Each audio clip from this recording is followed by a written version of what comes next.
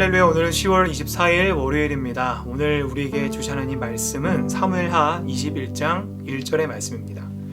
다윗이 시대의 해를 거듭하여 3년 기근이 있으므로 다윗이 여호와 앞에 간구하매 여호와께서 이르시되 이는 사울과 피를 흘린 그의 집으로 말미암음이니 그가 기브온 사람을 죽였음이니라 하시니라.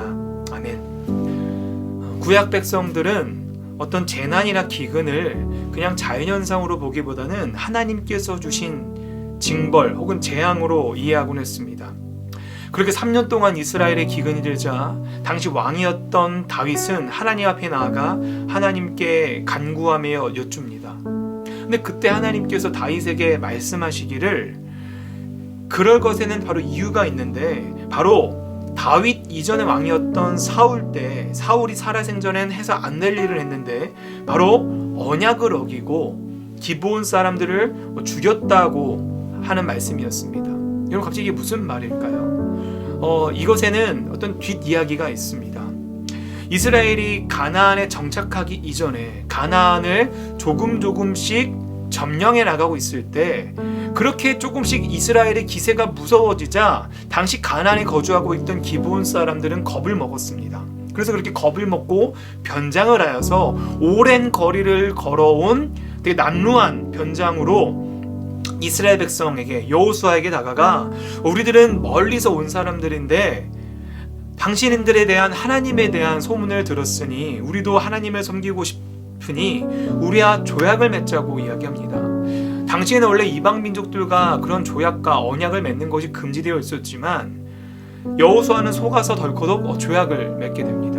그리고 며칠 뒤에 그들이 사실은 이방 민족이었던 기브온 족속이었다는 것을 그때서야 깨닫게 되죠.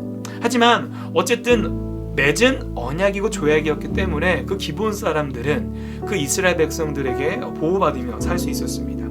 그런데 그렇게 세월이 흘러서 이스라엘에 온전히 한 나라로서 자리를 잡고 사울이 왕이 되었을 때 그 사울은 순혈 정책을 핀다는 명목하에, 그리고 애국심과 나라를 위한다는 명목하에 그 이때까지 건들지 않았던 기브온 족속들을 모두 멸절시키게 됩니다. 그때 기브온 족속은 매우 깊은 앙심을 품게 되는데요. 하나님을 섬기기로 조약을 맺으며 살기로 했는데 정작 배신을 당했던 생각에 복수를 마음에 쌓아가고 있었을 것입니다. 근데 그때 기근이 들어 다윗이 왕이 되었을 때 3년 동안 오랫동안 기근이 들어서 다윗이 하나님께 기도하자 하나님은 다윗에게 그때를 떠올리게 하신 것이었죠.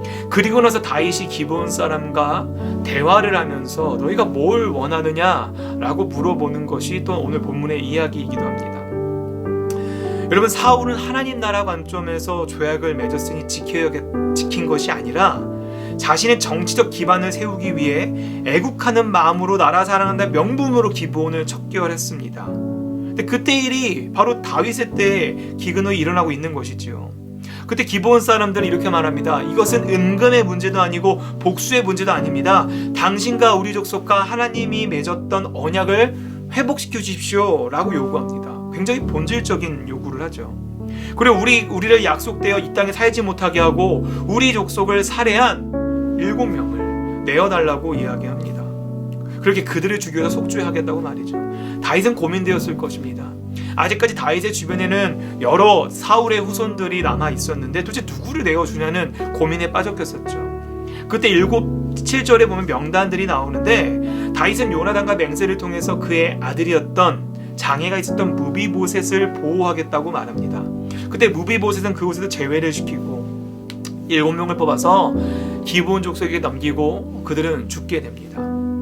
여러분, 근데 우리가 좀 알아야 할 것이 있는데 단순히 오늘 이 사건은 어떤 한 족속과 언약을 깨트리고 그것에 대한 복수로 이야기하는 것이 아니라 다윗이 세운 나라는 언제나 하나님 나라의 모티브를 가지고 있다고 하는 것을 우리는 명심해야 됩니다.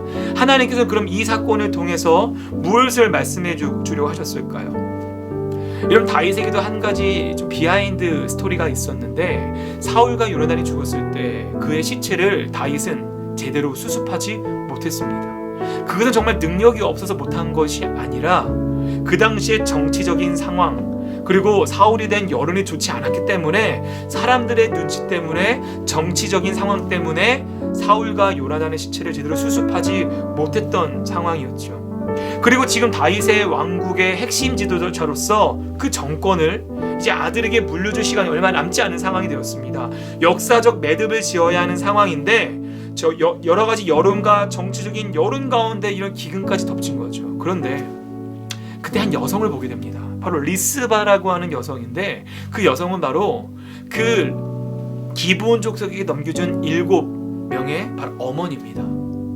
그 어머니가 그 자신의 자식들의 시체를 지키기 위해서 무려 수개월 동안 그 묘지 앞에, 그 묘 앞에, 그 죽인 시체 앞에 돗자리를 깔고 밤이나 낮이나 그 시체들을 지키며 짐승들을 내쫓으며 시체들을 지켰습니다.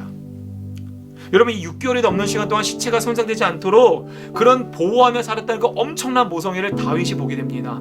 그때 그 다윗이 그 모성애를 보고 한 가지 깨닫게 되죠. 바로 자비입니다.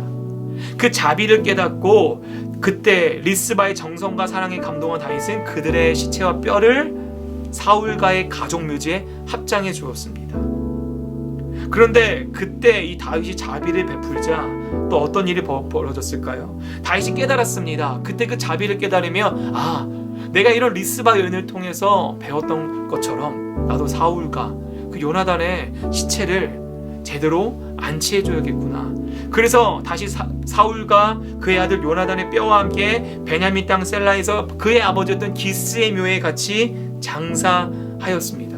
그래서 어떤 일이 벌어졌을까요? 바로 14절에 나오는데요. 하나님께서 그렇게 한 여인의 자비를 보고 깨달아 그 다윗이 사울과 요나단에게 자비를 베풀자 하나님께서 그 땅을 위한 기도를 들으시고 기근이 그치고 비가 내렸다는 것입니다. 여러분, 우리가 첫 번째 오늘 이 말씀을 통해 배울 수 있는 것은 하나님은 언약에 신실하게 반응하신다는 겁니다.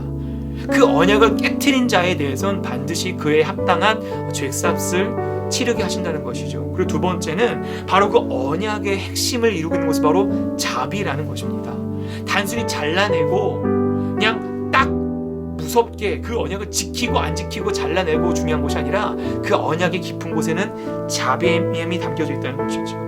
여러분, 우리 주님 앞에 살다 보면은 때는 주님 앞에 공의로움과 정의로움을 요구할 때가 있지만 어쩌면 그 정의로움과 공의로움이라고는 잣대로 우리 자신을 주님 앞에 내어놓으면 우리는 죽어야 마땅한 구원받지 못할 사람일지 모릅니다.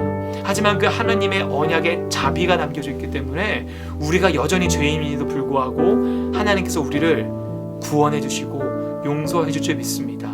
그것을 깨닫는 우리가 우리 이웃에게도 그 자비를 베풀며 살아갈 수 있는 저와 여러분 되시길 주님의 이름으로 축복합니다. 기도하겠습니다. 하늘에 계신 우리 아버지여, 이름이 거룩히 여김을 받으시오며 나라가 임하시오며 뜻이 하늘에서 이루어진 것 같이 땅에서도 이루어지이다. 오늘 우리에게 일용할 양식을 주시옵고 우리가 우리에게 죄 지은 자를 사하여 준 것 같이 우리의 죄를 사하여 주시옵고 우리를 시험에 들게 하지 마시옵고 다만 악에서 구하시옵소서. 나라와 권세와 영광이 아버지께 영원히 있사옵나이다. 아멘.